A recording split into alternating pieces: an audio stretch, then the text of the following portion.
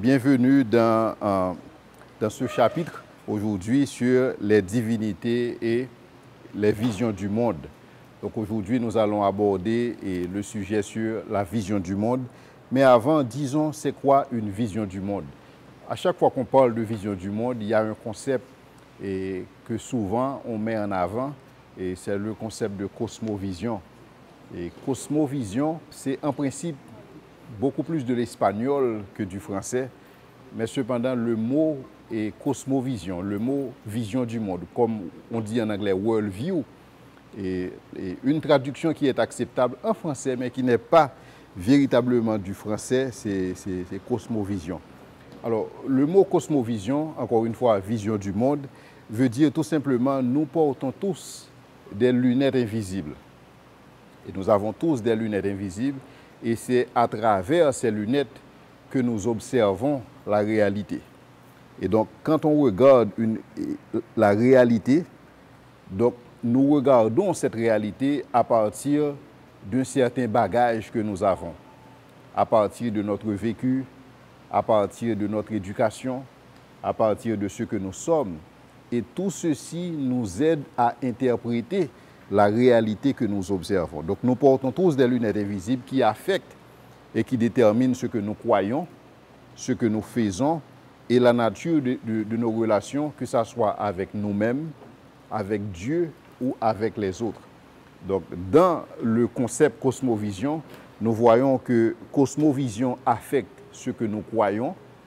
Donc ce que je crois souvent est fonction de ma vision du monde, et ce que je fais aussi est en fonction de ma vision du monde. Ce que je fais ou ce que je ne fais pas est fonction de ma vision du monde, et la nature des relations ou la qualité des relations que j'entretiens avec d'autres personnes est souvent fonction de ma vision du monde. Enfin, pour illustrer ce contexte et ce concept, on raconte l'histoire d'une certaine Josée qui s'était rendue à Sierra Leone. C'est une infirmière. Elle s'est rendue à Sierra Leone pour former des jeunes infirmières. Et ce faisant, elle parlait de la cause de la polio en tant que maladie. Et donc, elle a évoqué l'idée de bactéries, l'idée de microbes et l'idée de virus, et tout ceci pour expliquer certaines maladies, dont la polio. Mais cependant, la conception est dominante et au niveau de la Sierra Leone, c'est que ces maladies sont originaires disons, de persécutions démoniaques. Et donc, elle a beau essayer de leur expliquer, mais cependant, enfin, je dois dire qu'au niveau des examens de fin de session, tous les étudiants ont obtenu leur note de passage.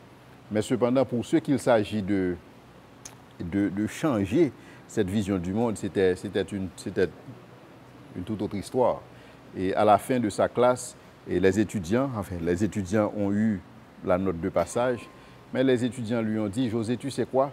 Et il est vrai que nous avons tous obtenu la note de passage pour ton cours, et cependant nous restons fermes dans notre position, c'est que ce sont les démons qui sont à la base des maladies et que nous avons dans notre société. Donc ceci veut dire que on ne change pas du jour au lendemain une vision du monde. Donc ça ne change pas du jour au lendemain. Et donc la question qu'il convient de se poser, c'est comment expliquer ce que nous ne voyons pas et comment expliquer ce que nous voyons. Donc telles sont les grandes questions qui sont débattues dans ce concept et vision du monde. Donc la première question qu'on doit répondre ce matin, c'est quoi une vision du monde? Donc c'est quoi une cosmovision? Donc une cosmovision, c'est la façon dont nous voyons et interprétons la réalité. Nous pouvons observer les mêmes réalités, mais nous n'interprétons pas les réalités de la même façon. Donc notre interprétation d'une réalité sera fonction de notre cosmovision. Donc il existe différentes façons et donc de voir et d'interpréter une réalité. Et donc, il est important pour nous de prendre garde à la façon dont nous interprétons les réalités, mais beaucoup plus de prendre garde à notre vision du monde. Donc, il faut s'assurer que vous avez une bonne vision du monde, une vision du monde qui vous permet d'interpréter la réalité telle que la réalité devrait être interprétée. En principe, c'est ça l'idée d'une cosmovision. Notre cosmovision détermine en principe ce que nous croyons. Et ce que nous croyons agit quelque part sur notre attitude. Donc notre attitude n'est pas tellement innocente parce que notre attitude est fonction de ce que nous croyons, est fonction de notre cosmovision et notre attitude influence notre comportement. Donc dans un certain sens, si je veux changer de comportement, je devrais considérer les attitudes dont j'ai qui me poussent à agir de cette façon. Et aussi de voir quelles sont les croyances qui me permettent, qui soutiennent justement ces types d'attitudes. Et donc les résultats que j'obtiens aussi sur la base de mes comportements sont fonction de la cosmovision, de la vision du monde dont je dispose. Donc en principe, c'est toute une chaîne. Donc ma vision du monde influence ce que je crois, ma vision du monde influence mon attitude influence mon comportement et mon comportement détermine la nature des résultats que j'obtiens, que ce soit de manière personnelle, que ce soit de manière professionnelle. Et donc tout ceci pour dire que le hasard n'existe pas.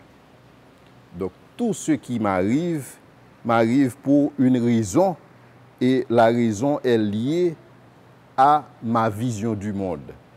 Et donc, si je veux changer mon comportement, si je ne suis pas satisfait des résultats que j'obtiens dans ma vie personnelle, dans ma vie familiale, dans ma vie professionnelle, je devrais, au lieu de considérer quels sont les comportements que je dois changer d'abord ma vision du monde.